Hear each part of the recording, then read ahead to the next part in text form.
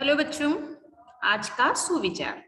जो कोशिश करेगा उसके लिए कुछ भी असंभव नहीं है। बच्चों, आपने सुना है ना, कोशिश करने वालों की कभी हार नहीं होती। तो जो कोशिश करता है उसके लिए कुछ भी इम्पॉसिबल नहीं होता। इस सुविचार को आज आप अपनी कॉपी में लिखेंगे और आज हम शुरू करेंगे आपकी प्रतिभा का पाठ 7 सूरज का गोला। हमने पाठ 6 ओणम तक पढ़ा। आज हम पाठ 7 सूरज का गोला शुरू करेंगे। बच्चों, सूरज का गोला गोल गोल सूरज होता है ना, आग के गोले की तरह गर्मी हमें देता है ना। तो सूरज कैसा होता है? आग का गोला होता है ना आग का गोला, क्योंकि उससे हमें बहुत गर्मी मिलती है। सूरज को खुद को भी गर्मी लगती है, इसलिए उसने काला चश्मा यहाँ लगा रखा है ना। तो आज हम पढ़ेंगे सूरज का गोला। सूरज का गोला कविता में हमें क्या बताया गया है बच्चों कि सूरज का गोला, सूरज एक ऐसा सूरज प्रकृति में, आसमान में एक ऐसा गोला है जो हमें रोशनी प्रदान करता है। सूरज हमें रोशनी देता है, सूरज की किरणें हमें आगे बढ़ने के लिए प्रेरित करती है ना। कैसे? जैसे सुबह सुबह जैसे ही उजाला होता है सूरज उगता है और हम उठ जाते हैं। सूरज के उगते ही हम भी उठ जाते हैं कि हमें अपना काम करना है, आज ये करना है, वो करना है। सबको अपने अपने काम करने होते हैं। तो सुबह सुबह जैसे ही सूरज की रोशनी धरती पर गिरती है और हम सब, चारों ओर उजाला हो जाता है और हम सब उठ जाते हैं, अपने अपने काम में लग जाते हैं। तो सूरज की किरणें हमें हर काम को करने के लिए प्रेरित करती है, इंस्पायर करती है, हमें प्रेरणा देती है और हमारे जीवन में खुशियां लाती है ना।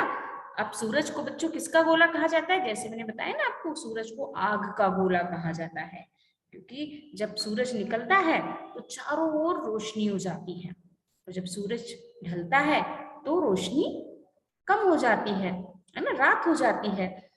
तो सूरज को आग का गोला कहा जाता है। तो बच्चों, आज हम सूरज का गोला कविता पढ़ेंगे। सूरज का गोला, सूरज आप जानते हैं ना कि सूरज हमारे सौरमंडल का सबसे बड़ा तारा है। सूरज क्या है? एक स्टार है, हमारे सोलर सिस्टम का सबसे बड़ा तारा। और पृथ्वी से वह कई गुना बड़ा और सबसे चमकीला है ना। वो पृथ्वी से कई गुना बड़ा है और बहुत चमकीला है। यदि सूरज की रोशनी हमारी धरती पर नहीं पड़ेगी तो हमारी धरती क्या बन जाएगी? बर्फ का गोला बन जाएगी। सूरज की किरणें यदि हमारी धरती पर नहीं, हमारी धरती पर नहीं पड़ेगी ना, तो धरती पर रोशनी नहीं होगी, उजाला नहीं होगा, तापमान उसका नहीं बनेगा, टेम्परेचर नहीं सेट होगा, तो वह बर्फ का गोला बन जाएगी। सूरज की किरणों के बिना पृथ्वी पर किसी भी मनुष्य का जीवन संभव नहीं है। इसलिए हमारे जीवन के लिए सूरज का बहुत महत्व है। सूरज की रोशनी, सूरज की किरणें हमारे लिए बहुत आवश्यक है। डॉक्टर भी कहते हैं ना, किसी किसी को आपने सुना है ना, कभी कभी विटामिन डी की कमी हो गई है, तो विटामिन डी हमें कहाँ से मिलता है बच्चों? सूरज से मिलता है ना। सूरज का हम धूप लेते हैं ना, धूप धूप लेने से ही हमें विटामिन डी मिलता है। तो बहुत सी बार डॉक्टर्स कहते हैं कि आप में विटामिन डी की कमी हो गई है, मतलब आप सूरज की रोशनी लेवें, थोड़ी देर अगर आप लेंगे तो आप में विटामिन डी की पूर्ति हो जाएगी। तो सूरज यदि हमारे जीवन में नहीं हो तो धरती पर तो रोशनी होगी ही नहीं, हमारे जीवन में भी अंधकार हो जाएगा।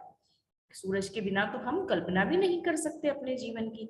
तो सूरज के बिना पृथ्वी पर जीवन असंभव सा हो जाता है। तो यह सूरज का गोला कविता, जिसमें सूरज को आग का गोला कहा गया है ना। और क्या बताया गया है कि सूरज के आने पर क्या क्या हो जाता है। सूरज का गोला इससे पहले ही कि निकलता चुपके से बोला, हमसे तुमसे इससे उससे कितनी चीजों से, चिड़िया से, पत्तों से, फूल फलों के बीजों से, मेरे साथ साथ सब निकलो घने अंधेरों से। कब जागोगे अगर न जागे मेरे डेरे से। क्या कहता है सूरज का गोला? वो कहता है कि वह अपने निकलने से पहले ही, वह कहता है कि मेरे निकलने से पहले ही सबसे कहता है। किस किस से कहता है? वो चिड़िया से कहता है, फूलों पत्तों से कहता है, फूल फलों के बीजों से कहता है कि मेरे साथ साथ ही सब निकल जाओ। कि जैसे ही मैं उदय होता हूँ तुम भी उठ जाओ, है ना। अंधेरे, घने अंधेरे से यानी कि रात से अब तुम बाहर आ जाओ। अगर तुम मेरे उठने से भी तुम नहीं जागोगे तो तुम कब जागोगे। आगे बढ़कर आसमान ने अपना पट खोला, इससे पहले ही कि निकलता सूरज का गोला। तो जैसे सूरज का सूरज बेटा जब पूरब में सूरज उगता है तो सूरज के उगने से पहले ही बहुत सारी रोशनी, उसकी किरणें आकाश में छा जाती है। तो आसमान अपना पट खोल चुका है, आसमान में उजाला हो चुका है ना। तो तुम लोग भी आप उठ जाओ। सूरज सबसे कहता है कि सही, सब लोग आप उठ जाओ। फिर तो जाने कितनी बातें हुई, कौन गिन सके इतनी बातें हुई। पंछी चहके कलियां चटकी। और जब सूरज निकल जाता है तो कितनी कितने पक्षी चहचहाने लगते हैं, कितने सारे फूल खिल जाते हैं, है ना। डाल डाल पर चमगादड़ लटके, मतलब कि जो रात में चमगादड़ इधर उधर लटकने लगते हैं ना, वो भी चमगादड़ एक एक जगह हमें स्पष्ट दिखाई देने लगते हैं जो रात में दिखाई नहीं देते थे। सूरज की किरणें जैसी ही उन पर पड़ती है वो भी हमें लटके हुए दिखाई देने लगते हैं। गांव गली में शोर मच गया, जंगल जंगल मोर नच गया। जितनी फैली खुशियां उससे किरणें ज्यादा फैली, ज्यादा रंग घोला, और उभर कर आया, ऊपर आया सूरज का गोला। सबने उसकी अगवानी में अपना पट खोला।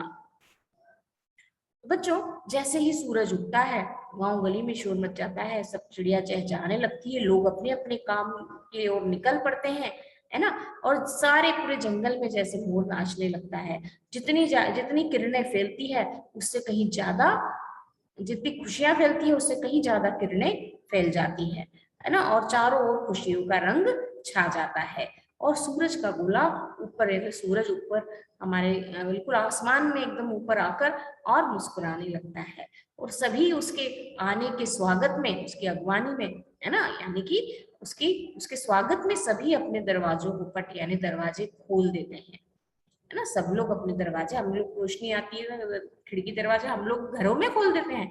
तो कहने का मतलब है कि प्रकृति की हर चीज, हर वस्तु सूरज के आने पर खिल सी जाती है। चारों ओर बहुत सुंदरता और खुशियां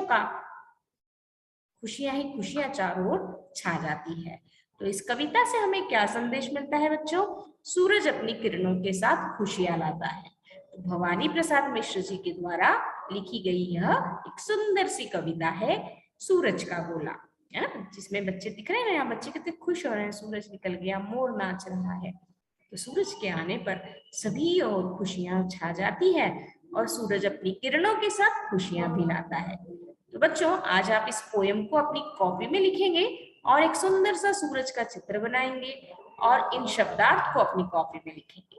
सूरज, सूर्य, पट, दरवाजा, द्वार, किरणें, रश्मि, प्रकाश, रेखाएं, आसमान, आकाश, पंछी, पक्षी, तेरे से बुलाए जाने पर, अंधेरा, अंधकार, अगवानी, स्वागत करना, कलियां, फूल का अविकसित रूप।